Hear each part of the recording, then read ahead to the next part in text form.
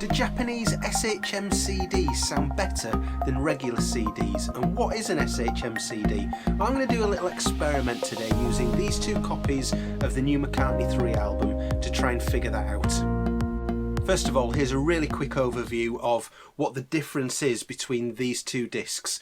So on an SHM Japanese CD, which is super high material, that stands for, it's a different coating. It's a polycarbonate coating that's over the top of the CD. Now in theory, when the CD player reads the disc, it can see the information better through this polycarbonate layer than it can through the traditional aluminium layer, or aluminum for my American friends, that you get on a regular CD.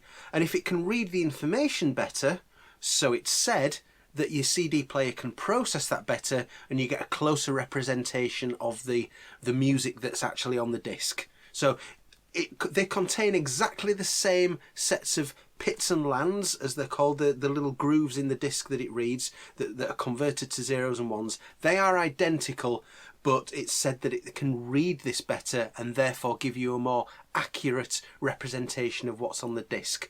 So I'm going to put this to the test. What I'm going to do is I'm going to take these two discs out and I am going to do some blind testing where I don't know which disc I'm listening to, and I'm going to test a few songs and make some notes and see which I think is best. So I've taken both CDs, that's the regular CD and the Japanese SHM CD. I took the discs out and I put them into identical blank jewel cases.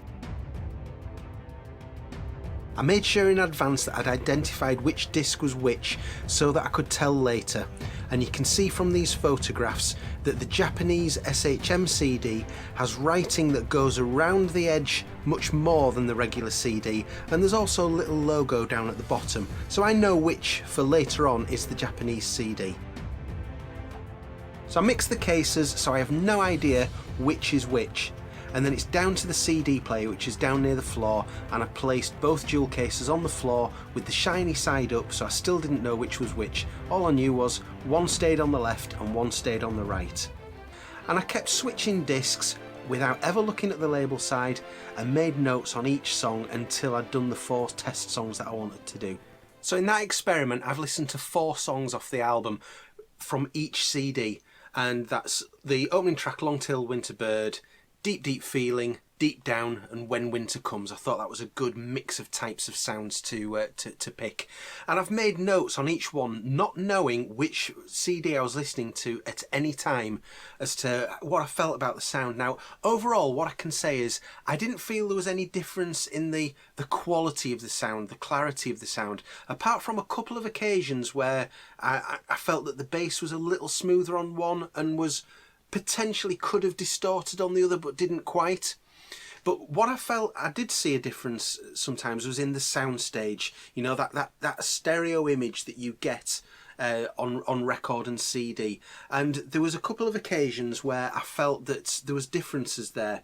So first of all, Long-Tailed Winter Bird. I thought that on the CD on the left, I felt that the soundstage was the width of my speakers. You know, sometimes it can go beyond that in a well mastered and mixed record, but I felt it was nicely within the width of the speakers.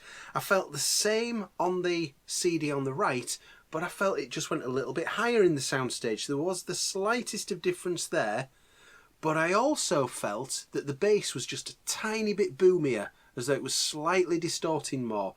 So a slightly nicer soundstage, but a little bit boomier bass. Overall, I'm calling that a draw. Deep Deep Feeling. Now, I actually drew a picture of the soundstage here, which I'll show you, because I felt there was 5 very distinct points where the sound was coming from, and I could almost sort of see that shape laid out in front of me, which was really nice. And I got that same pattern on both the CD on the left and the CD on the right. But the CD on the left, I felt that there was perhaps a little bit more depth in the soundstage. Only very slightly, but it was slightly noticeable.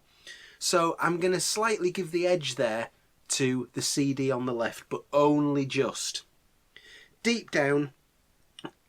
Now, again, I thought there was a similar soundstage there, a little bit flatter, but I think I felt it the same on both the left and the right. But again, the bass, this is one of those where I felt that the bass on the CD on the right almost distorted, but not quite. Whereas the CD on the left, I felt again it was slightly smoother. So the CD on the left, the very, very slight winner there. And I also felt exactly the same thing on the last track, When Winter Comes. The difference, if there was a difference, and it was very, very small, was that the bass was slightly smoother on the CD on the left. I found that the CD on the left I'd given 42 points to, and the CD on the right 38. But I still didn't know which was which. And I've got them here. So this was the CD that was on the left, and this was the CD on the right. And if I turn them round, so that we can see the front cover, you'll see that the CD on the left is that one that's got that little, it's just got that little thing at the bottom there, the little logo that tells me that that is the Japanese SHM CD. So I felt there was very, very slight improvement on the Japanese CD, and mostly it was down to the bass was just that bit smoother. Now it's worth pointing out here that that was by playing the CDs.